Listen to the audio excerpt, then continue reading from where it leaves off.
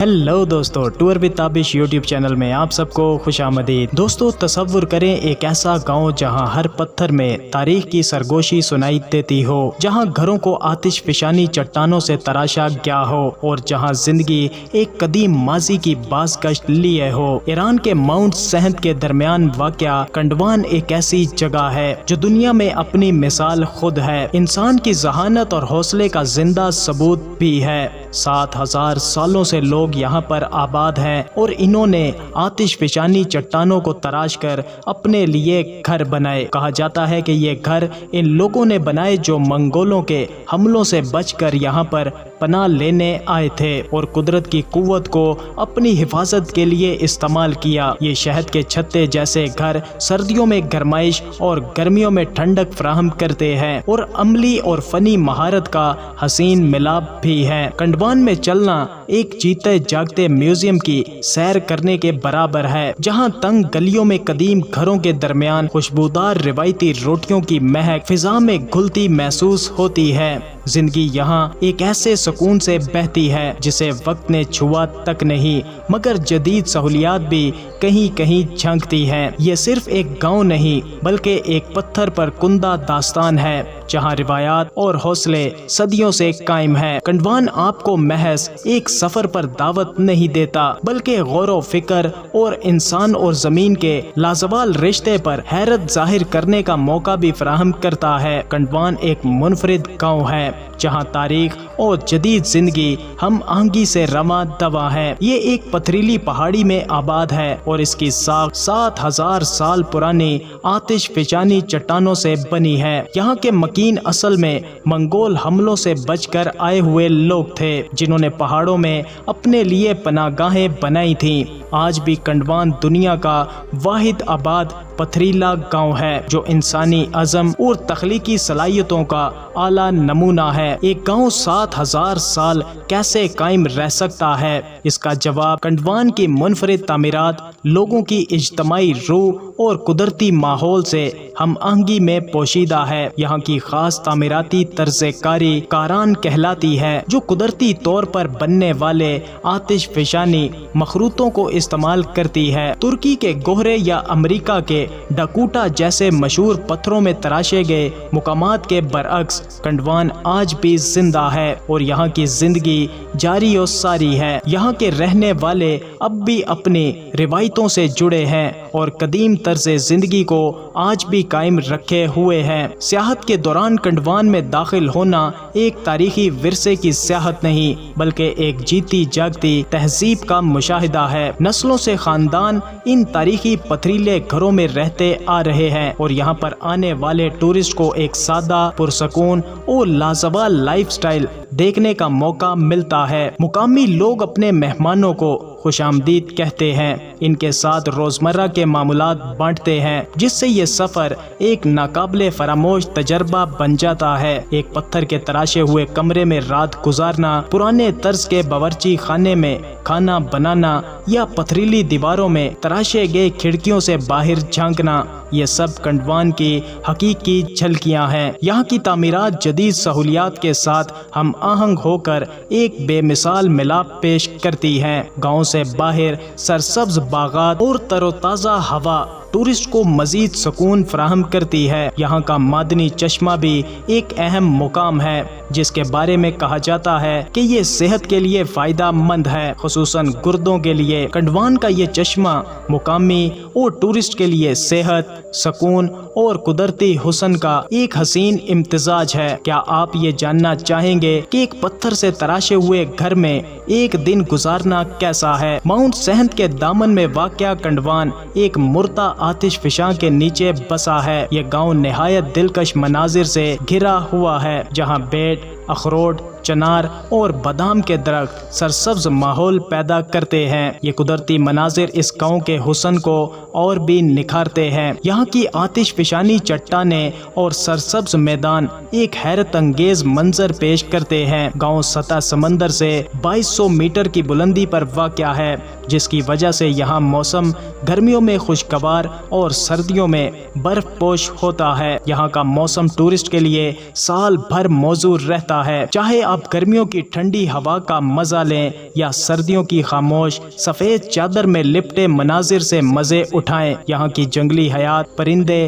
پہاڑی بکرے اور دیگر جانور اس قدرتی حسن کو اور بھی بڑھا دیتے ہیں۔ گاؤں کے ارد گرد باغات اور کھیت نہ صرف خوراک فراہم کرتے ہیں بلکہ اس گاؤں کی قدرتی خوبصورتی کا بھی ایک اہم حصہ ہے۔ زراعت اور آتش فشانی زمینوں کا ملاپ اس جگہ کو واقعی منفرد بناتا ہے۔ کنڈوان کا سب سے مشہور پہلو اس کی کاران طرز تعمیرات ہیں جو آتش فشانی مخروطوں سے بنائی گئی ہیں۔ کچھ مخروطوں کی اونچائی 60 میٹر سے بھی زیادہ ہے اور یہ صدیوں سے رہائش گاہ کے طور پر استعمال ہوتے رہے ہیں۔ ان گھروں کے مختلف درجے ہیں۔ زمین پر جانوروں کے استبل، پہلا منزل رہائش کے لیے، دوسرا مہمانوں کے لیے اور تیسرا ذخیرہ کرنے کے لیے استعمال کیے جاتا ہے۔ یہاں کے نوجوان جب شادی کا ارادہ کرتے ہیں تو ان کے اہل خانہ ان کے لیے پتھر کا گھر تراشنا شروع کر دیتے ہیں، جو نہ صرف ہنر مندی کو ظاہر کرتا ہے بلکہ روایتی اقدار کو بھی ظاہر کرتا ہے۔ یہ گھر قدرتی طور پر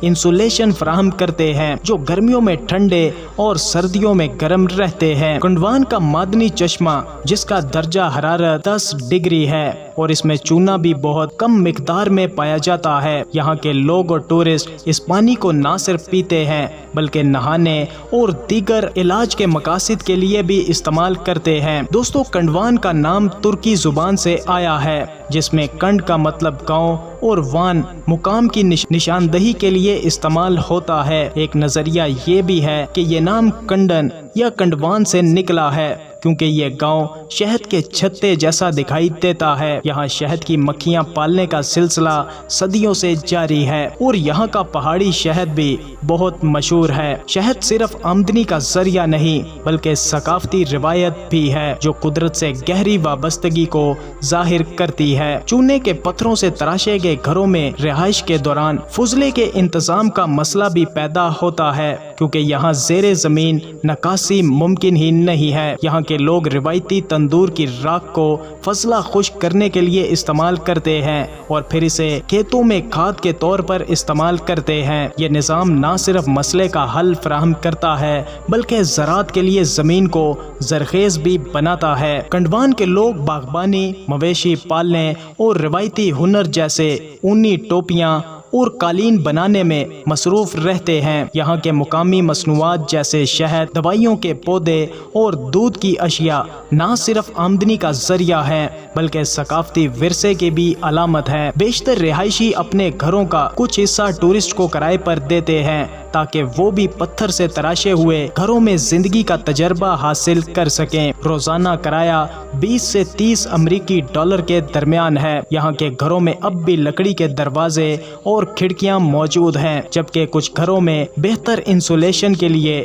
آہنی دروازے بھی لگائے گئے ہیں۔ یہاں کے لوگ نہایت مہمان نواز ہیں، ترکش زبان بولتے ہیں اور شوق سے اپنی تاریخ اور روایات ٹورسٹ سے بانٹتے ہیں۔ موسیقی، رقص اور روایتی میلوں کا بھی یہاں اہم کردار ہے جو کنڈوان کو دیگر تاریخی مقامات سے الگ بناتا ہے۔ دوستو، کنڈوان گاؤں تہران شہر سے 670 کلومیٹر اور تبریز شہر سے 65 کلومیٹر اور اوسکو شہر سے 18 کلومیٹر کے فاصلے پر موجود ہے۔ یہاں پہنچنے کے لیے ذاتی گاڑی یا گائیڈڈ ٹور کا بندوبست کرنا بہتر ہے کیونکہ عوامی نقل و حمل محدود ہے۔ یہاں پہنچ کر گاؤں کی تنگ گلیوں میں پیدل چلنا سب سے اچھا طریقہ ہے تاکہ آپ یہاں کی تعمیرات اور قدرتی مناظر کو بخوبی محسوس کر سکیں۔ آرام دہ قیام کے لیے لیلا ہوٹل ایک 5 اسٹار ہوٹل ہے جو براہ راست چٹانوں میں بنایا گیا ہے۔ یہاں کے کمرے 80 سے 120 ڈالر فی رات میں دستیاب ہیں اور یہاں کا ریسٹورنٹ بھی چٹان کے اندر موجود ہے جو ایک الگ ہی تجربہ ہے۔ لیلا ہوٹل جدید سہولیات اور قدرتی ماحول کا حسین ملاپ پیش کرتا ہے جہاں مہمان ایرانی کھانوں، سپا سروسز اور شاندار مناظر کا مزہ اٹھا سکتے ہیں۔ کنڈوان کے لوگ نہ صرف اپنے گھروں کو محفوظ رکھے ہوئے ہیں بلکہ انہوں نے اپنی ثقافت اور قدرتی ماحول کو بھی برقرار رکھا ہے۔ جدید سیاحت کے چیلنجز کے باوجود یہ کمیونٹی ورثے کو بچانے کے لیے पुरअज़म है। कंडवान ना सिर्फ एक तारीखी मुकाम है बल्कि एक जिंदा और जावेद गांव है जो आज भी सांसें ले रहा है और तरक्की कर रहा है और हजारों साल की रिवायतों को अपने अंदर समोए हुए है। अगर आप भी कभी ईरान जाएं तो कंडवान का सफर एक ऐसा तजर्बा है जो आपको वक्त की हदूद से बाहर ले जाएगा और ये दिखाएगा कि रिवायात और जिद्दत किस तरह से